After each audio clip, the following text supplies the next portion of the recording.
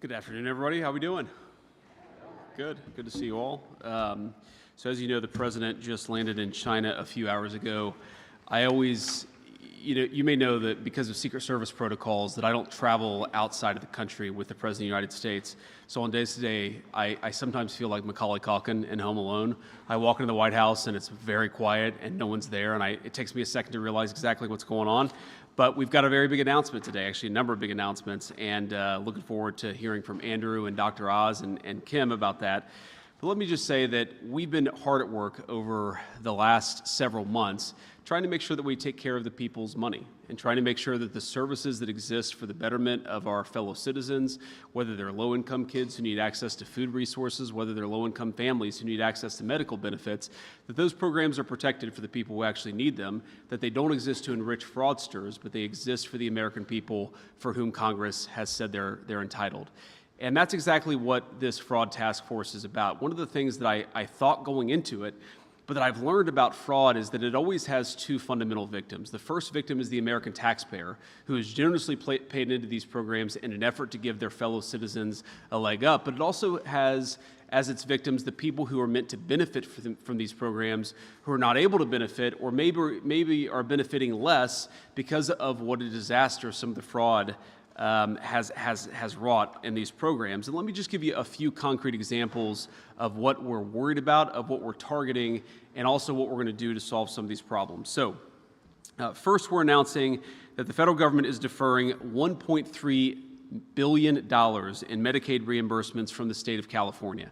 And the simple reason is because the state of California has not taken fraud very seriously, and because of that, we see a lot of the consequences that I just referenced. And again, let me highlight the fact that this really is two separate victims. So there are California taxpayers and American taxpayers who are being defrauded because California isn't taking its program seriously.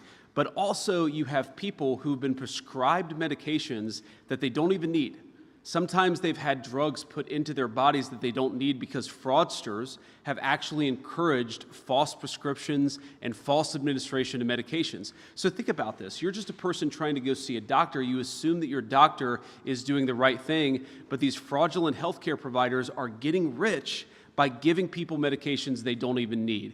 It's a defrauding of the American taxpayer, but it's a violation of the trust that should exist between every American and the people who prescribe the medications. That's one thing that we're targeting, and this is why we're taking this action, is because we want California to get serious about this fraud.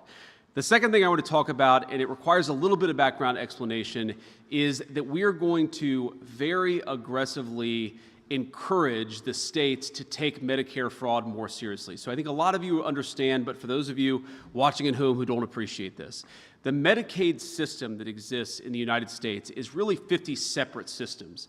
The federal government pays most of the Medicaid money, but then each of the individual states actually administers the Medicaid program. Now, we have red states and blue states that go after fraud aggressively, but we also unfortunately have some states, mostly blue states unfortunately, that do not take Medicaid fraud very seriously. So you have what's called Medicaid Fraud Control Units, or MFCUs.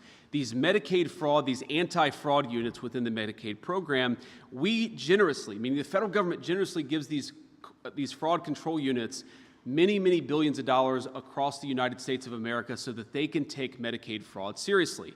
But let me just give you an example to highlight how absurd some of these Medicaid fraud programs are, because they're not actually being used at all. This is a tool. This is a tool that we want the states to use, but unfortunately a lot of states aren't using these tools at all. Let me highlight this with just a couple of separate statistics. So the Hawaii Medicaid program has received billions and billions of dollars from the federal taxpayers. And of course, Hawaii taxpayers have paid in a lot of money into this program over the last years as well. Guess how many convictions or indictments has Hawaii had over the last few years in its Medicaid fraud program? The answer is zero. Not a single indictment, not a single conviction, because the administrators of the Hawaii program just don't take it seriously. They don't think that fraud is a big enough problem. They don't care about protecting resources. They don't care about protecting that Medicaid program. So what does that mean? That means that if you're committing fraud in Medicaid in Hawaii, at least up until now, hopefully now they're going to take it seriously, you have had effectively free reign from the government of Hawaii to commit as much fraud as you want. That is a complete disgrace. In New York, which does a little bit better, but not by much, New York has had 9 indictments over the last year. 9 indictments. That's a $100 billion Medicaid program just in New York, and you've had 9 indictments. Indiana, which has about a third of the population of the state of New York, has had more than 4 times as many indictments over the same period. So does anybody here seriously think that the good people of Indiana are 12 times more likely to commit fraud than the people of New York? No, of course not. That's absurd. What is happening is that the leadership in New York are just not taking the fraud issue seriously. They're not using these anti-fraud control units to actually investigate and indict the fraud. So what are we going to do to fix that? Today, we are sending across 50 Medicaid programs, we are sending letters that will require them to show that they are effectively and aggressively prosecuting Medicaid fraud in their states. And if they do not aggressively prosecute Medicaid fraud, we are going to turn off the money that goes to these anti-fraud units. And I want to say a couple things about this. You may think, obviously, this is a Republican administration. We're all proud Republicans up here. You may think that this is purely a red state or blue state issue. That's actually not true. We see Medicaid fraud issues in Ohio, the state that I used to represent in the United States Senate. We also see Medicaid issues, fraud issues in a state like Maryland, which is obviously a very blue state. But both Ohio and Maryland have worked with us to take this issue seriously. They've worked with the guys behind me. They've worked with our entire team to make sure that they take fraud seriously. Again, this does not have to be a red state or a blue state issue. This is just basic good government. However, states like California, states like Hawaii, states like New York have completely not taken the fraud issue seriously in the Medicaid program. And so for those states that refuse to get serious about fraud, we are going to turn off that anti-fraud money. And if we continue to find problems, we can turn off other resources within their state Medicaid programs as well. Our goal here is not to do that. We don't want to turn off any money. What we want to do is ensure that people are taking fraud seriously. We want to protect Medicaid. We want to protect Medicare. But we can't do that if the states that are administering those programs are allowing those programs to be fleeced by fraudsters. So we encourage, whether it's California or New York or Maryland or Ohio, we encourage people to work with us. We want to help you use technology and other tools to get rid of the fraud, to get to the root of the fraud. We want to help you. But we can only help these state programs if those state programs are willing to help themselves. So these letters are the first step, the first effort to try to force these states to get serious about prosecuting fraud, and that's exactly what we're doing. Let me just talk about one final issue here.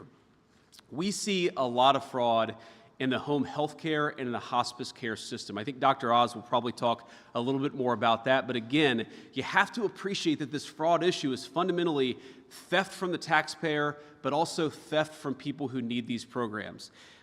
Just last month, a California psychotherapist, a woman who had spent 40 years treating patients, helping people deal with problems, found out that her Medicare program had been turned off, that she did not have access to the resources that she had been paying into for her entire life. Why?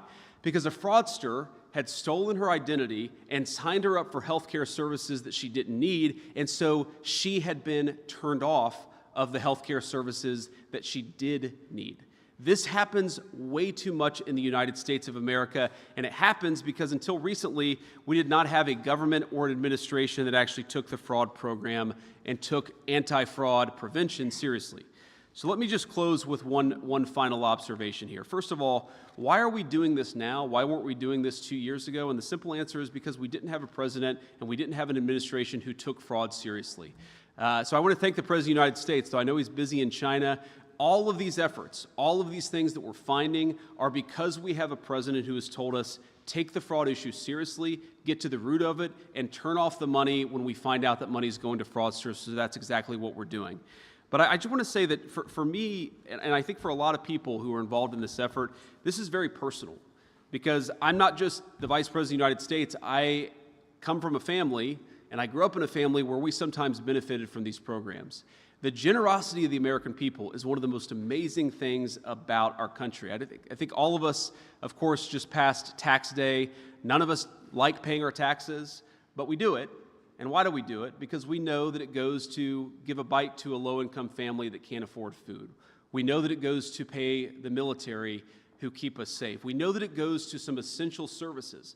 But that trust in our government, that trust in our institution, it depends on us taking that trust seriously. How long are people going to pay into programs if they know that that money doesn't go to a low-income kid who needs health care, but that money goes into a fraudster getting rich?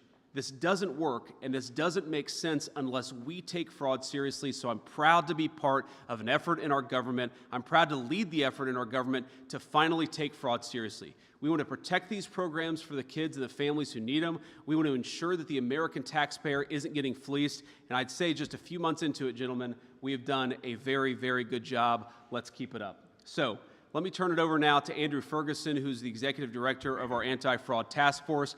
Andrew has done an amazing job, but I have to give a special shout out, not just because she's my fellow Ohioan, to Kim, who has probably found more fraud and has saved the American taxpayer more money than any single official within the government over the last 3 months. Kim, you have been an all-star. We're proud to have you on the team. Thank you, guys.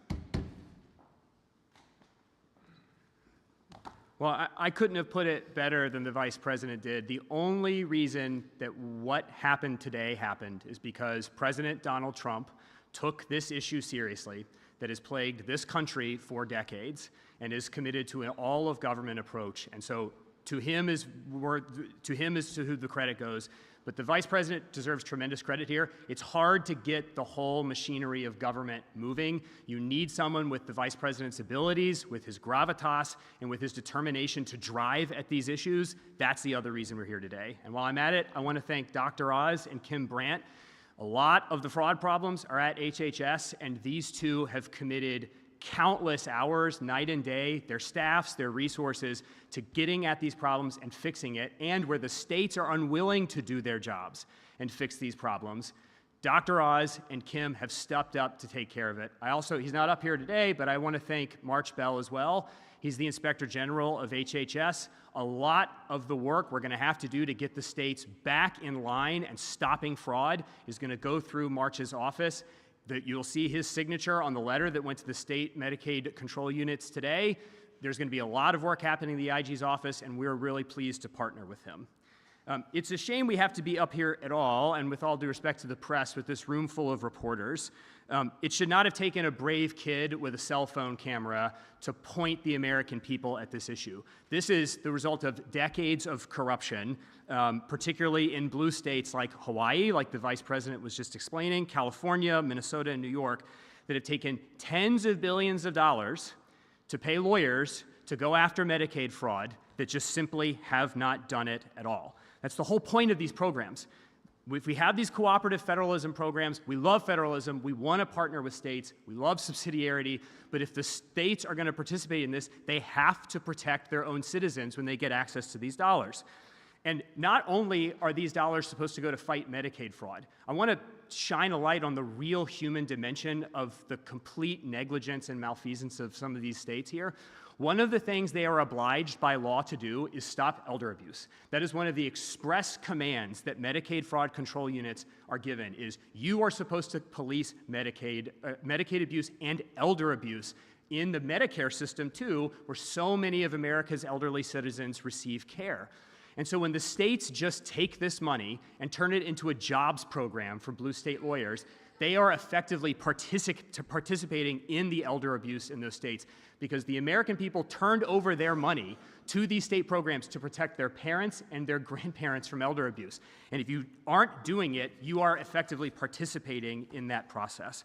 The Vice President highlighted this problem that we have in Medicaid, which is if a fraudster takes your identity, signs you up for benefits, when you go to try to get the actual benefits you need, you can be denied them. This is a problem we have found all over the federal government in benefits programs. I mean, imagine, we have examples of this.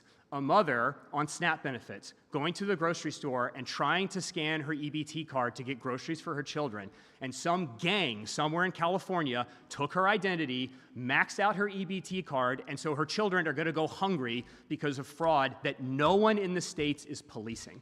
And that is why what we are doing today is so important. The states should be our partners with this. We want to partner with the states, but what we aren't going to do as stewards of the American taxpayer dollar is to send those dollars, billions of them, to the states to line the pockets of state attorneys general who don't want to participate in protecting our benefits programs so that the people who really need them, the people that the American people have agreed to part with their hard-earned dollars to help, to defend, to protect, and to get through hard times, actually get the money. And if the states don't want to cooperate, for the first time, HHS, the Fraud Task Force, the Vice President, and the rest of the federal government are going to tell you, cooperate or lose your funds, and we will do the job for you. Because at the end of the day, if the states won't protect American citizens, the President of the United States and the Vice President will. And that is why I am so honored to be able to participate in this process, because this is ultimately about making sure not only that we aren't stolen from as taxpayers, but the American people who are entitled to this. For Medicaid and for Medicare, people who have paid into these programs their entire lives actually get the benefits that they are entitled to. And with that, I'm going to turn it over to Dr. Oz to talk about all of the efforts at HHS. Thank you, Andrew. Mr. Vice President, thank you for the leadership, the spirited desire to harness a group of stallions. They're back there, by the way, if you want to see the men and women who are leading the task force. They're at the back of the room, but they've done all the work that allowed us to come up here. In February, we had the largest anti-fraud announcement from CMS the day after the State of the Union address, in which the President created this task force and appointed the Vice President to lead it. Today's effort is larger. It's much larger. And there's a reason for that. Half of the fraud, we believe, in the federal government could be coming out of healthcare services. We're a large rhino that can be stabbed effortlessly by foreign governments, like syndicated criminal entities, and smaller time operators who can take advantage of the system with, as Andrew pointed out, as little as a Medicare beneficiary number, which is basically a credit card, to defraud this system. Unfortunately, that results in about $100 billion of estimated theft just from Medicare and Medicaid. That, just to put it in the context of affordability, which is a very important subtext of this discussion, we would be able to double the life expectancy of the Medicare Trust Fund if we could deal with the fraud issues just in Medicare. So anyone who's out there working their tail off, hoping Medicare will be there with them and for them, and we know many young Americans don't think that's going to be the case, it will be the case. If we take the fraud out, it'll be there for you and your children as well. And stopping this as a means of extending the Medicare Trust Fund is a noble purpose, but as has been pointed out by the Vice President and Mr. Ferguson, it is about the human costs. Because if these fraudsters are willing to take your money, they will definitely steal your life and take your health along the way. So let's transition to the 5 major actions. I'm going to go through them in order. I'll share them with Kim, who her nickname is Killer Kim. Mr. Vice President, you'll learn why in a second. She is unstoppable, and you want federal employees like Kim out there like bulldogs going after this fraud. It's right there for us to find. And if we have partnership with the states, it'll help a lot. First, we need a better nickname for her if she's going to work in healthcare. She's a Buckeye. That's right. She's a Buckeye, so I gave her a choice. Is that a typical name in Ohio?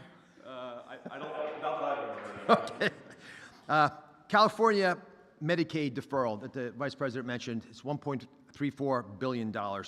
Their submissions of Medicare records in the backup estimates are generating major red flags for us. And we have looked carefully at these records. We are allowed to audit, looking back for a quarter. Dan Brillman Capri-Snap, who lead the Medicaid program, spearheaded this effort with a great team. We've discovered $630 million in billing from the folks who are egregiously the top 5% of outliers in billing. This is numbers so big you can't imagine anyone billing for these numbers of patients and that much for each patient. And so we're asking California to clarify for us how it got there. Second big area of observation is when you bill within a state, you should be comparable to the states around you. But in California, that's not been the case. In California, the growth of spending in personal care services, in-home services, is twice the rate of the average of the rest of the country. Let me say that again. The rest of the country is at one number. California is twice that number in its growth rate.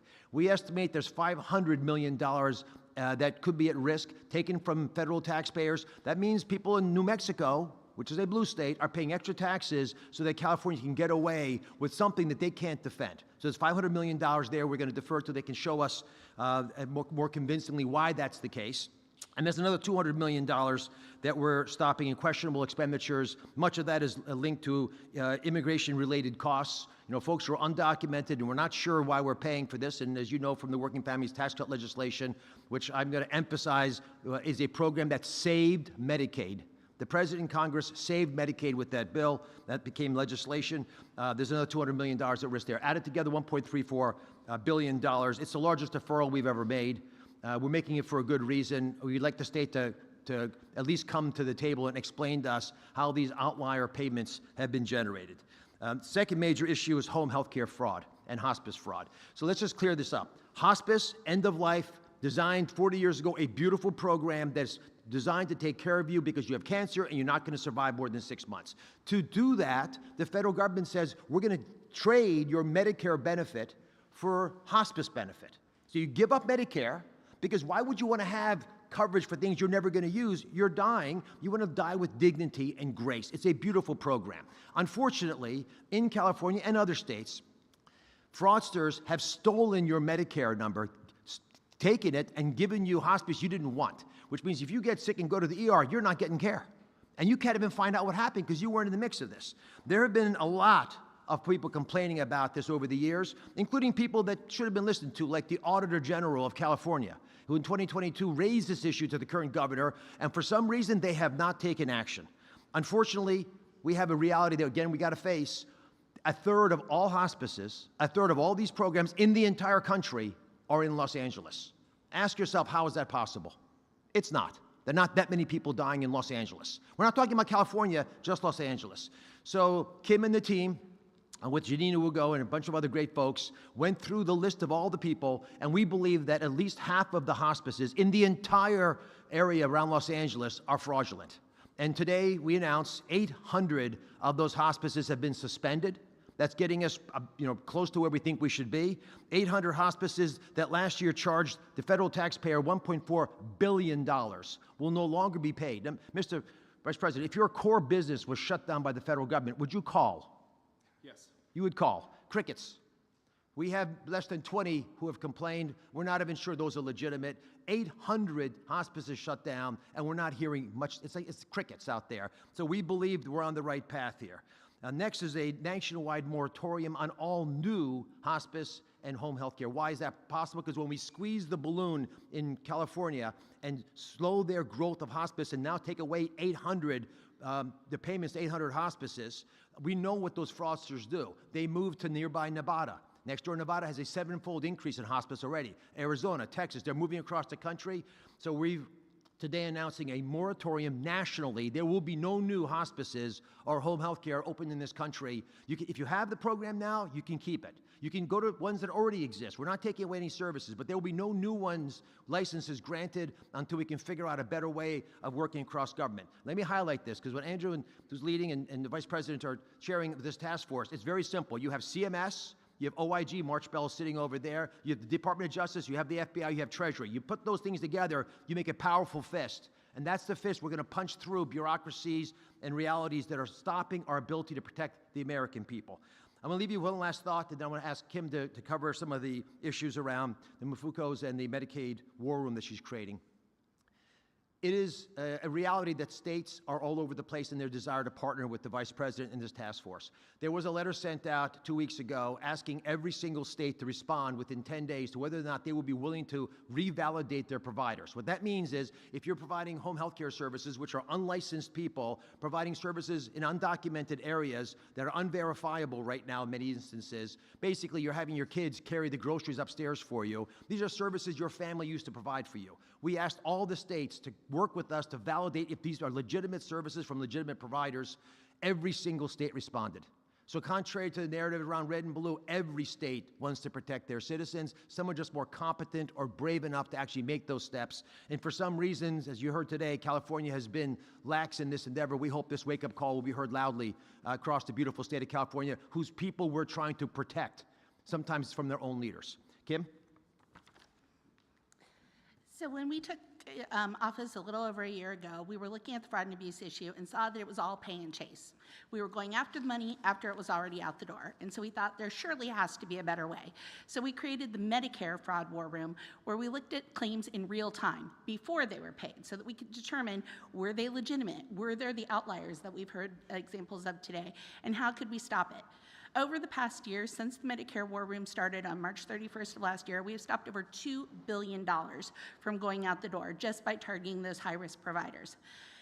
Recently, a couple of weeks ago, we've decided to take it a step further, and we're now doing a Medicaid war room. And what's unique about this is it's the first time that we've ever partnered across the board with our law enforcement partners, the HHS OIG, DOJ, the states, the MFUCAs, the Medicare Fraud Control Units, all working together for the first time to look at Medicaid claims in real time and be able to determine how we can stop those payments from going out the door, to stop the instances of an 89-year-old woman who had over 5,000 skin substitutes, or to stop the types of things that are just really aberrantly ridiculous. So what we've done is we have data analysts, we have forensic auditors, we have law enforcement people, all coming together in a virtual room. It's not an actual room like you think of like on TV, but they're all in a virtual room where they are looking at this in real time and then making determinations about how we can shut those bad guys down and how we can take action. And what has happened is we are now using our administrative authorities, payment suspensions, overpayments, civil monetary penalties, and the HHS OIG exclusion authority to really be able to take action against these people and make it so that we can hopefully bring that money back where it needs to and never let it go out the door. The key is we want to keep it so that it can provide the services for the people who most need it and who most benefit from it, and stop the bad actors from getting all the benefit. Thank you.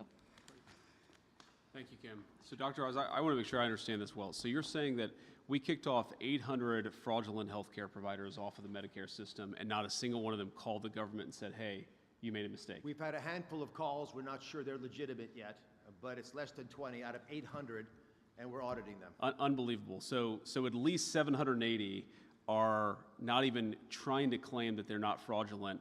And again, those are businesses that we were giving hundreds of millions, in some cases billions of dollars to, not to provide services, but to make a fraudster rich. It's just completely insane. Drives home the scale and scope of the problem. Okay, we'll take a few questions. I will say the ground rules are, I will take the easy questions. Any hard questions are for Dr. Oz. Yes. With NBC News. I want to ask you first on the issue of fraud. As you're saying, if the administration is calling to specifically withhold Medicaid payments, why should the people who rely on those payments suffer the consequences for a state's failure to go after bad actors? And I have another question for you after. So I want to be clear here. We're talking about withholding the Medicaid fraud enforcement payments that go to the state bureaucrats. We're not talking about withholding people's benefits.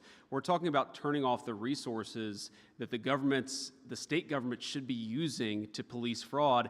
And then instead, we're going to use those resources ourselves because we're actually taking the fraud issue very seriously. But I do think it raises a very important issue. There are going to be some, I'm sure, some politicians who say what you're doing here is harming the Medicaid program. We're trying to save the Medicaid program from dysfunctional state bureaucrats. If you allow hundreds of millions, billions, even more money to go out the door, not to healthcare services for low-income families, but to fraudsters, you eventually are going to destroy the Medicaid program. So this is why we say red state, blue state, this does not need to be a political or a partisan issue. We want to work with you to eliminate fraud and make these programs last longer for the people who truly need them. Thank you. And can I ask you, Mr. Vice President, when approaching the war with Iran, do you agree with the President's position that Americans' financial situations should not be a consideration in that decision-making process? Well, I don't think the President said that. I think that's a misrepresentation of what the President said. But look, I agree with the President that Iran should not have a nuclear weapon. We're obviously engaged in a very aggressive and very engaged diplomatic process to try to ensure that that doesn't happen. And the president has a lot of options, as he said repeatedly. There are options diplomatically, there are options on the military side, but the fundamental goal here is the president wants to make the world safe, but particularly the American people safe from Iran having a nuclear weapon. And one final point I'll say on that is, nuclear proliferation is one of those challenges that people don't realize. It's the biggest threat to America's national security, and it's not obvious until it is. Because what happens if Iran gets a nuclear weapon? Then multiple Gulf Arab countries are going to want to get a nuclear weapon. Then multiple countries from there are going to want to get a nuclear weapon. The goal of preventing nuclear proliferation is probably the single most important thing that we can do to keep our people safe for the long term. It's absolutely a worthy goal. But of course, the president and I and the entire team, we care about the American people's financial situations. It's one of the reasons why we passed the Working Families Tax Cut. It's one of the reasons why we're so focused on fraud. We care about how the American people are doing economically. We've also got a number of other challenges. Of course, the president has to confront all these challenges simultaneously. Yeah. Edward Lawrence from Fox Business. On fraud, the savings that you find among all of these states, what impact could that have on a federal deficit? Well, I think it'd have a very big impact, but a lot of it does depend on how well the states work with us. We think we're going to be much more effective if we're working with California as opposed to fighting California over every $1 billion of Medicaid fraud that exists in their system. I mean, there could be tens of billions, hundreds of billions of fraudulent payments within the California system if you count what's going to illegal aliens, if you count what's going to people, fraudulent businesses, if you count what's not going to the people who actually need it, but going to fraudsters. We would find that money a lot easier if California was working with us, which is why we've taken some of these steps. I mean, the letters fundamentally are outreach. We're going to the states and saying, here are the things that we can do to work on this issue together. And of course, if they don't work with us, there are going to be penalties. We don't want to get there. We want to work with these guys. You heard Dr. Oz say this earlier. I've looked at the numbers myself. It's true. If you just deal with the fraud issue, you can prolong the Medicare and Medicaid trust funds well into the future. So it does have a significant budgetary impact, whether that's hundreds of billions of dollars or maybe even more. We're not going to know until we do the work, but we're going to do the work. Yeah, if I could on China. Let's do one question from each person. Go ahead. We can do both, you guys. You guys can fight for who goes first. Sure. Mr. Vice President, Reagan Reese with the Daily Caller. What's your reaction to the alleged home health fraud in Ohio, and why do you think this is happening in a red state? And just a question of clarification. You mentioned that some states aren't cooperating. What does that look like? Are they not responding to your calls? Are they stonewalling you guys? If you could expand on that. So I'll let Dr. Oz go into the details a little bit, but on the Ohio issue in particular, look, this happens everywhere. We're a big country, hundreds of billions of dollars goes out the door every single month from the federal government, and inevitably you're going to have people who try to take advantage of it. What bothers me is not that you have a few fraudsters out there, it's that the government hasn't taken seriously pushing it back. You're always going to have bad people. You're always going to have a few bad apples try to take advantage of the system. What's so unique about this country until recently is that we didn't take that seriously. We didn't try to push back against the fraud, and that's what's changed. When I talk about cooperating with these various states, and again, we've had some good cooperation with both red states and blue states, it's very context specific. But for example, let's say that we know we have a number of fraudulent Medicare or Medicaid providers. Working with the federal government to identify who those are, to kick them off the rolls so that when those companies, those fraudulent companies submit a reimbursement, they don't actually get any money in return. Now, sometimes the federal government has a better perspective on that, sometimes the states do, but that's one example of ensuring that local providers that are fraudulent are not able to get reimbursed or not able to get access to the resources. That's just one example. Dr. Oz, I'm sure you probably have 100 more in that brain of yours. Sure, please. Very succinctly, Minnesota, which we announced the deferment there when the Vice President and I were in this room several months ago, sued us. And we're trying to get them to wake up to a problem. The amount that we deferred was a small percentage of their rainy day fund. They sued us and sought a temporary restraining order. That's not what a partner does. The judge did not give them a temporary restraining order. We're going to California now in part because we couldn't get them to respond on things that we think they should have taken proactive steps on. If they've been warned for at least 4 years by their own auditor general that there's a massive problem with hospice and they don't deal with it, it pollutes the entire ecosystem. It creates corruption that rots the foundation of who we are. So on the 19th of December, after it had gone through all the different processes, the State Department of Health in California was going to mandate by the first of the year that you cannot have more than one hospice per provider. This is a red flag issue. Why would a doctor need to have 20 hospices? Have one hospice, do it right. They do 20 hospices because they're taking bribes, they're selling their license and their soul. For reasons we don't understand, and I'd love to pose that right here to the state of California, someone very senior in their government pulled down that rule, never let it issue, and we never got help from them. That's why we went out the first week of January to say, what's going on here? And we find out that, as the Vice President mentioned, the Medicare Fraud Detection Unit sometimes are not being enabled to do their jobs. These are the kinds of behaviors that people take when they're trying to hide the ball. And the question I'd love to ask the media to opine amongst yourselves, we're debating it as a task force, is do the governors always feel that fraud in Medicaid is a flaw? Or are there sometimes some reasons why it might be a benefit? It might be a feature of the way they're running Medicaid. The same way we had to stop legalized money laundering through state-directed payments and provider taxes and the Working Families Tax Cut legislation, we are concerned that some governors see these programs as jobs programs, and their downstream impact of that resembles political patronage that we're very serious about. Mr. Vice President, thank you so much. Leonardo Feldman with Newsweek. Can you tell me a little bit about, the president has been toying this idea of a joint ticket between you and Rubio. What do you think about that? Oh, man. What I think is there are a few topics that I want to talk about less than what office I'm going to run for years down the road when I'm having a good time and trying to do good work in the job that the American people already elected me to do. Look, as I've answered this question probably in any number of ways.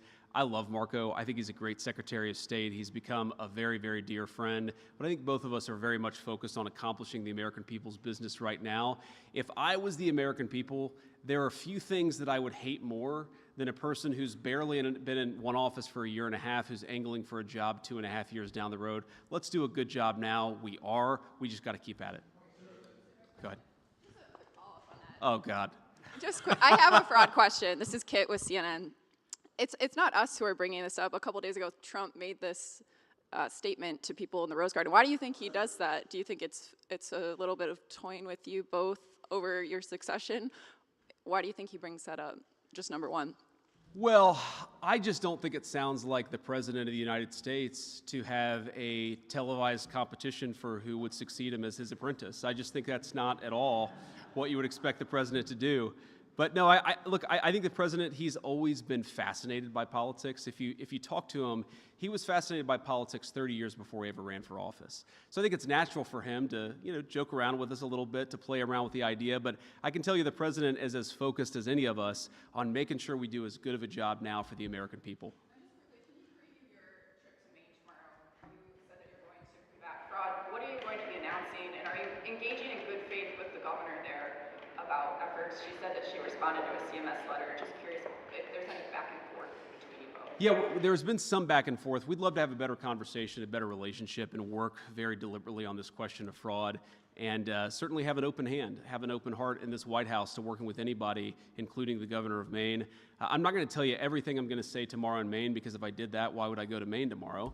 But I'm looking forward to it. It's a beautiful time of year to be in the state of Maine. We're going to campaign a little bit with Paul LePage and talk about the fraud efforts that we have going on, and talk about a few other things as well. Thank you. Mr. Vice President, this is Elizabeth Mitchell with the Daily Signal. The Fraud Task Force and ICE identified more than 10,000 alleged cases of fraud in the optional practical training program. Some Republicans have been calling for this program to end. In light of this, is the Trump administration looking into changes to this program in light of the fraud? Sorry, changes to which program in particular? The optional practical training program. Yeah, so we're looking into a lot of this stuff, and the fundamental question obviously is we want to save the American people money, but we're also trying to preserve programs that exist for the benefit of the American people. We're also trying to make sure that we do this in a way that's defensible, that's not going to get challenged in a court, or if it does get challenged in a court, where we can defend things. So, Dr. Oz, do you want to say anything about that particular program? We're looking at everything. I will tell you that once a week I get an update from Andrew and from the team on the number of things that we found in the anti-fraud task force, and it's kind of shocking. People, I go on the road and talk to, lot of folks out there. I was in Iowa last week, and one of the most common questions I got was, is the anti-fraud thing, is it hard?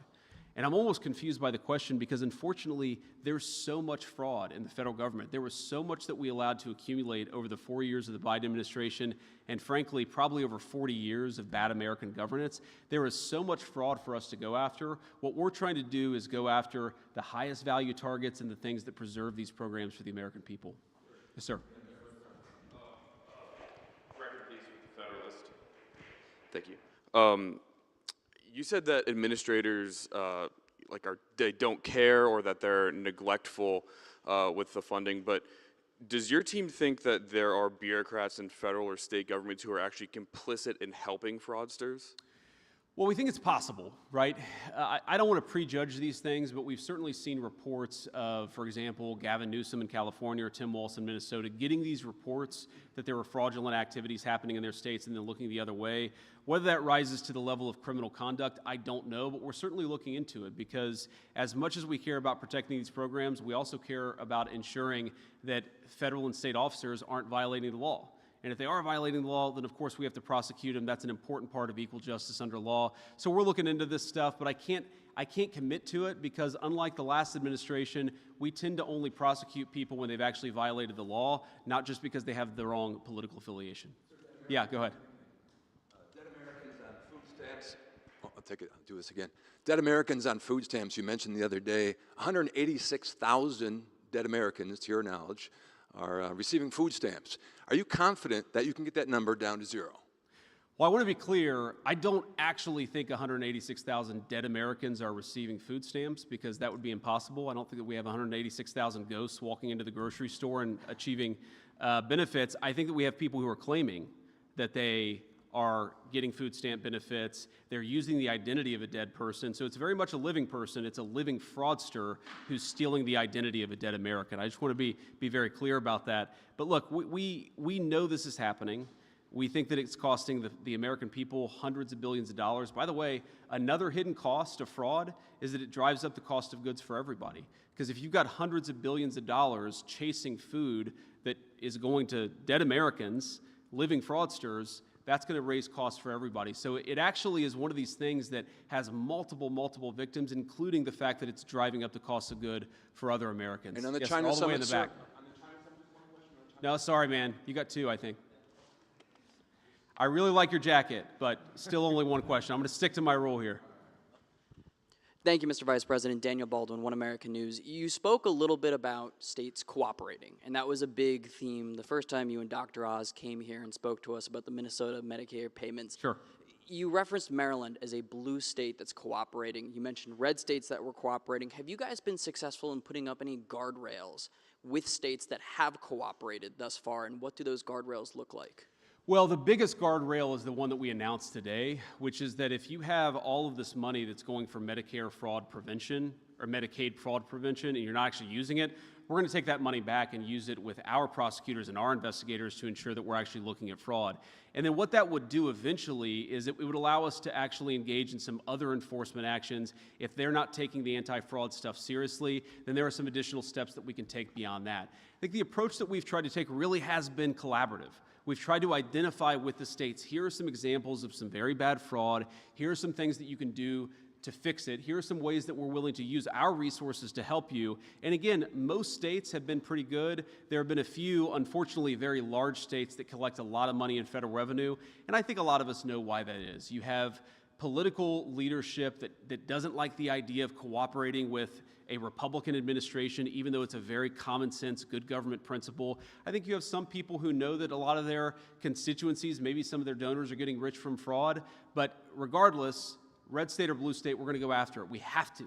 This is so important. We are not going to have a generous country if Americans think that they're paying their taxes not to needy people, but to fraudsters. That's fundamentally what we're trying to fix, is rebuilding America's trust. That when you pay your taxes, when you send money to a program, it's actually going to the people it's supposed to go to. It's a fundamental principle of good governance. It shouldn't be anything Republican or Democrat. It's just good government.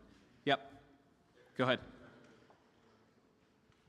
Taylor with Spectrum, good to see you. Good to see you. You've emphasized a lot how you want this not to be partisan, and you're going to look at red and blue states. The president, when he posted about you becoming the fraud czar last month, he wrote, the focus will be everywhere, but primarily in those blue states where crooked Democrat politicians have had a free-for-all.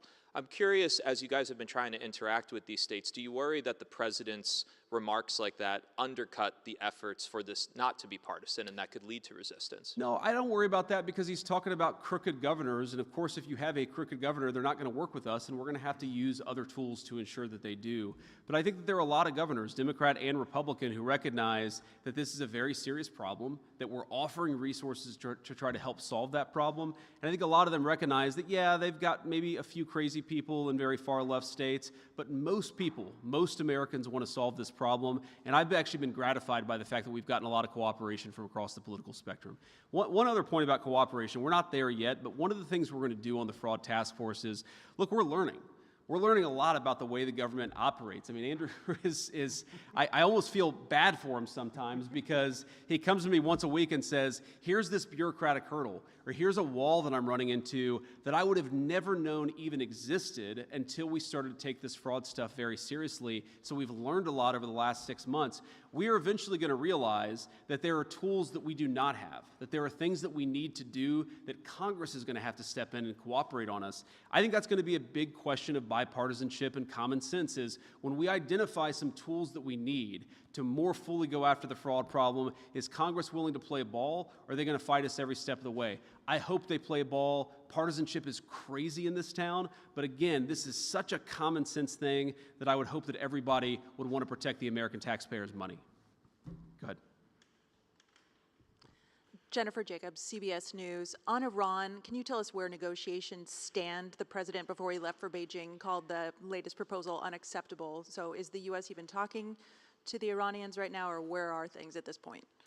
Yeah, so look, obviously these negotiations are very sensitive. I'm not going to tell you everything because we're trying to have a productive conversation. I spent a good amount of time on the phone with both Jared Kushner and Steve Witkoff this morning, a number of our friends in the Arab world this morning. Look, I think that we are making progress. The fundamental question is, do we make enough progress that we satisfy the president's red line? And the red line is very simple. He needs to feel confident that we've put a number of protections in place such that Iran will never have a nuclear weapon, right? That is the question. Do we meet that threshold or not? I think that we've made a lot of progress since we left Pakistan. I thought we made some progress in Pakistan, but we've made more since then. But that is fundamentally what we're negotiating towards, is we want to be able to look the American people in the eye and say with confidence that you are not going to have to worry about this very, very dangerous regime having access to the most dangerous weapons in the world. That's the goal that we're focused on. Again, there's a lot of ways to accomplish that goal. The president has set us off on the diplomatic pathway for now, and that's what I'm focused on. Yep. Got it. Thanks. We'll do a couple more here. Thanks a lot. There was pushback from Senate Republicans yesterday in the conference meeting about the cost of the ballroom, which has ballooned to about $1 billion for the security aspect. Is there an IG, either for GSA or the Treasury, who would or should be eyeballing that project? And how do we make sure it doesn't balloon like some of these other government spending building projects? Well, I'm sure because of the nature of the project, you're going to have inspector generals who look at this, who look at the auditing, who look at the accounting, who make sure that this is done in a good way. I will say the President of the United States is a very good builder. And the reason why this is expensive is not because of the ballroom. The reason this is expensive is because of the security precautions necessary, things that have nothing to do with the ballroom itself, but have to do with the actual security infrastructure on the White House. We saw a couple of weeks ago what can happen when you gather the President of the United States and a number of people who are in the line of succession in the same room. We almost had something very terrible happen. And thanks to the Secret Service and their incredibly quick response, we didn't have a terrible thing happen. But one of the things it's taught us is that we've got to update. And there are things, frankly, I wouldn't even talk about in a public forum. There are parts of the there are parts of our national security, and there are parts of the international sort of world that are very, very dangerous, and the president needs to be protected. The senior officials in our government need to be protected, and that's fundamentally what this is all about, is ensuring that on the White House grounds, we have what's necessary to protect the president, whether he's engaged in a state dinner, which of course is an important part of the president's functions, or whether he's engaged in the day-to-day functions of being president of the United States. Go ahead. Thank you, Mr. Vice President. My question is, what's your message to Americans as the Iran war continues to impact the economy, especially after yesterday's inflation report? Well, I guess my message to Americans is we know that we have a lot of work to do in order to deliver on the prosperity that the American people deserve. The president is hyper aware of this. I'm hyper aware of this. We talk about it all the time. We know that the American people inherited a very bad inflation crisis. Yes, the inflation number last month was not great, but take it back to the May of 2023 in the Biden administration, or take it back to even further. We're not seeing anything like what we saw under the Biden administration, and that's a problem in and of itself. Because what it means is that a lot of Americans saw their wages eaten away under the Biden administration. They saw the values of their paycheck eaten away during the Biden administration. And one of the things we were elected to do, of course, was to fix that problem. And I promise you the president is laser focused every day on fixing that problem. Now, what I will also say is that whether it's the working families tax cuts, putting more money in the pockets of the American people, whether it's bringing a lot of investment into the United States so that we can build the factories and the jobs of the future, the president's laser focused. This stuff does take time. In the same way that the Biden administration's inflation crisis ate away at workers' paychecks for 4 years, it's going to take us a little bit of time before we get workers in a position where we feel like we can look them in the eye and say, you are much, much better off, but that's what we're trying to do. We're going to keep on working at it. I think we made a lot of progress. If you look at the average household wage increase since Donald Trump became president, it's gone up. But we came from a pretty deep hole. We're digging meaning a pretty deep hole, the Biden administration. We're digging ourselves out of it. And what I want is for us to completely dig out of that hole and then to build a brighter and better and more prosperous future for the American people. That's what they elected us to do, and that's very much what we're focused on. Sir. Thank you, Mr. Vice President. Can we quantify the amount of fraud that's related to illegal immigrants? And what are the asks of California and these other states? What can they do to claw back some of this money that's being deferred? You know, I don't know that you can quantify it because it's so hard to keep track of all of the criminal migrants who are taking advantage of our system. I mean, they're taken advantage by, the average criminal migrant that we have in an American prison is costing us $60,000 to $120,000 a year, depending on the location. They're collecting health care benefits. A couple of states, California and New York in particular, they actually allow illegal aliens to benefit from the American people's, health care programs, which is just a disgrace and just a travesty. I mean, if you go into an emergency room, you should know that you're waiting in line with other American citizens, not with people who have been placed to the front of the line by a fraudulent Medicaid program in California, but that's what's happening. We know this is what's happening, and again, it's driving up costs for everybody, it's making it harder to access health care, and it's absolutely fleecing the American taxpayer. It is a lose-lose-lose proposition. I've seen efforts to try to quantify this. I think the answer is hundreds of billions of dollars a year, whether it's 300 or 6, it is a lot of money between Medicare, Medicaid, food stamps, prison fees, everything that goes into the criminal migrant problem in the United States of America. It's a lot of money. And again, I talk about the American people. We're a generous country. We're a generous people. I love that about this country. But part of that generosity is that it extends to our fellow Americans. We cannot give Medicare and Medicaid benefits to everybody all over the world. It's going to bankrupt those programs. They ought to belong to Americans first. And that, to me, is the fundamental meaning of America First, is that all of us take a look at our programs, take a look at the fraud, and we say, how do we ensure that the federal government works for the American people first? That's what we're doing every single day, and we're going to keep at it. Thank you, guys. Go ahead.